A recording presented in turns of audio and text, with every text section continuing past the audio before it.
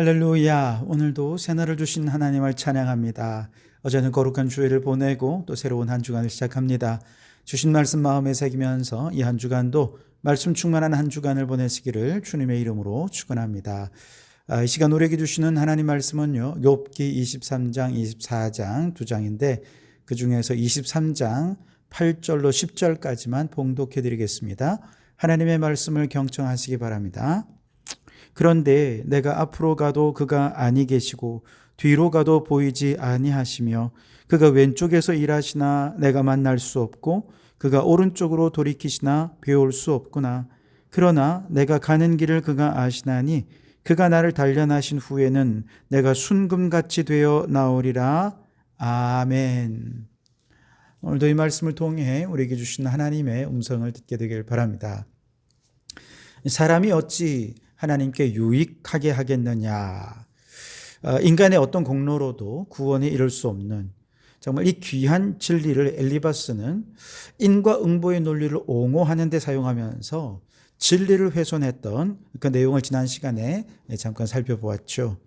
오늘 23장, 24장은 욥의 친구 엘리바스가 한 말에 대한 욥의 대답이에요. 그런데 욥은 이제 그 친구들에게 별로 관심을 두지 않고 말을 합니다. 왜냐하면 사람을 의지해 보아야 아무 소용없다는 것을 그가 대화를 통해 깨달았기 때문이죠. 사람에게 말하기보다는 하나님께 호소하는 편이 낫겠다. 그런 결론을 얻고는 이제 하나님을 찾습니다. 3절에서 5절을 보시면 내가 어찌하면 하나님을 발견하고 그의 처소에 나아가랴. 어찌하면 그 앞에서 내가 호소하며 변론할 말을 내 입에 채우고 내게 대답하시는 말씀을 내가 알며 내게 이르시는 것을 내가 깨달으랴. 그렇게 말합니다. 사람들과 입씨름 해봤자 고달프기만 하고 마음의 상처만 커져가니까 그저 입에서는 한숨과 탄식만 나올 뿐이었죠. 그래서 하나님을 직접 배웁고 주님 앞에 나아가서 자신의 처지를 변론해야겠다라고 말하는 것이죠. 욥의 친구들은 자신의 말은 들으려 하지 않고 오히려 신앙을 약화시키는 논리로 끊임없이 자신을 비난하고 정죄하고 저주하기만 하니 자꾸 기운이 빠지고 위축이 되는 거예요. 그러나 하나님께 나아가서 자신의 처지를 아뢰기만 하면 하나님께서는 나를 야단치시기보다는 오히려 내 말을 경청하시고 나를 위로해 주실 것이다. 그렇게 생각하는 거예요. 6절에 보시면 그가 큰 권능을 가지고 나와 더불어 다투시겠느냐? 아니로다. 도리어 내 말을 들으시리로다. 아멘. 그렇습니다, 여러분. 이 세상의 친구들은 나를 버리고 비난하고 정죄한다 하더라도 하나님은 결코 우리를 버리지 않으시는 분이신 줄 믿습니다. 우리를 붙잡으시고 우리를 위로하시고 새 힘을 주시는 분이 우리 하나님이십니다. 왜냐하면 우리 하나님은 능력이 무한하시며 사랑이 무한하신 하나님이시기 때문에 그렇습니다. 그분과 다툴 수 있는 사람은 아무도 없습니다. 혹시라도 하나님께 다투려고 달려들었다가도 하나님께 이길 수 있는 사람 아무도 없습니다. 그런데 하나님은요, 그 절대적인 권세와 엄격한 의로 높은 손으로 또한 강한 손으로 우리를 대하시지는 않으신다는 거예요. 얼마든지 그렇게 하실 수 있고 우리를 진노하실 수 있고 저주하실 수 있지만 우리의 주인이시며 우리를 다스리시는 하나님께서는 우리를 구원해 주시고 위로해 주시고 새 힘을 주신다는 것이죠. 요한복음 5장 24절 말씀에 내가 진실로 너희에게 이르노니 내 말을 듣고 또 나 보내신 이를 믿는 자는 영생을 얻었고 심판에 이르지 아니하나니 사망에서 생명으로 옮겼느니라. 아멘. 여러분, 우리가 아무리 괴로운 일을 당하고 인생의 검은 구름이 거친다 하더라도 우리가 예수님 앞으로 나아가면 주님은 우리를 사망에서 생명으로 옮겨주십니다. 우리에게 심판이 아니라 오히려 영생의 선물을 주시는 하나님이신 줄 믿습니다. 그러니 여러분, 인생의 광풍 속에서도 낙심하지 말고 끝까지 주님께로 나오십시오. 예배의 자리를 지키고 기도의 자리를 지키며 그곳에서 주님 주시는 새 힘과 능력 위로를 얻는 성도들이 되시기를 주님의 이름으로 축원합니다. 자, 그런데 이제 문제가 한 가지 생기죠. 오늘 8절과 9절을 보시면, 그런데 내가 앞으로 가도 그가 아니 계시고 뒤로 가도 보이지 아니하며 그가 왼쪽에서 일하시나 내가 만날 수 없고 그가 오른쪽으로 돌이키시나 배울 수 없구나. 그렇게 말합니다. 그의 마음으로는 하루빨리 하나님을 만나서 고난을 주시는 하나님의 뜻이 무엇입니까? 물어보고 그 뜻을 좀 알고 싶습니다. 하나님께 위로도 받고 싶은 마음이 너무나도 큽니다. 그런데 아무리 예배드리고 아무리 기도해도 하나님은 응답이 없으십니다. 아무리 예배를 드려도 만날 수가 없는 것입니다. 그러자 그의 마음은 심한 고통을 느끼며 불안해합니다. 안정을 잃어버렸습니다. 그래서 너무 당황해서 분별력을 잃은 사람과 같이 우왕좌왕하고 있는 것이죠. 이렇게 우왕좌왕하다 보니 막 아무 생각도 안 나는 것입니다. 자, 그런데 욥은요, 이와 같이 당황스러운 상황 속에서도 하나님을 만날 수도 배울 수도 들을 수도 없는 상황 속에서 한 가지 그 마음에 확신하고 있는 것은 뭐냐? 그것은 바로 자신이 지금 하나님 안에 있다는 사실을 그는 결코 잊지 않았다는 것입니다. 여러분, 요한복음 15장에서 우리가 예수님을 믿을 때 포도나무 대신 예수님 앞에 우리는 포도나무 가지로서 꼭 붙어 있게 되는 것을 우리가 함께 배우지 않았습니까? 예수님이 내 안에, 내가 예수님 안에 있게 되는 것, 바로 믿음으로 말미암아 우리는 그 넓은 품 안에 거하고 있게 되는 것이 되는 것이죠. 눈앞에 보이는 현실은 너무나도 깊은 고난과 아픔이라 해도 아무리 기도해도 하나님 음성을 들을 수 없고 주님을 눈으로 배울 수 없다 하더라도 그럼에도 불구하고 우리 안에 믿음이 있으면 우리는 포도나무 대신 예수님께 꼭 붙어있는 가지처럼 이미 주님의 품 안에 있는 줄 믿습니다. 여러분, 요셉이 어려움을 당할 때, 애굽으로 종의 몸으로 팔려갈 때, 누명 쓰고 감옥에서 고생할 때 하나님께서 그에게 어떤 암시를 주기라도 하셨습니까? 조금만 더 고생해. 좀 있으면 내가 너를 애굽의 총리로 세워줄게. 여러분, 그런 얘기를 단 한 번도 하신 일이 없습니다. 그렇다면 아무리 어려운 일이 닥친다 하더라도 참고 기다리는데 아마 인내의 한계가 있지 않았겠습니까? 그런데 아무런 암시도 없으니 막연하게 이를 데 없고 정말 견디기 힘든 그 상황 속에서도요, 욥에게는 오직 한 가지 분명한 믿음이 있었습니다. 그것은 지금은 내가 아무것도 모르고 답답하지만 나는 여전히 하나님 안에 있다는 사실입니다. 그리고 내가 하나님 안에 있으면 하나님은 절대로 내게 손에 나는 일 하지 아니하신다라고 하는 확신이 그에게 있었던 것이죠.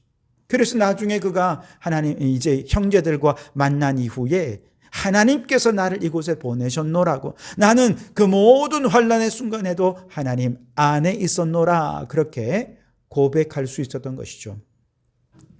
욥도 마찬가지입니다.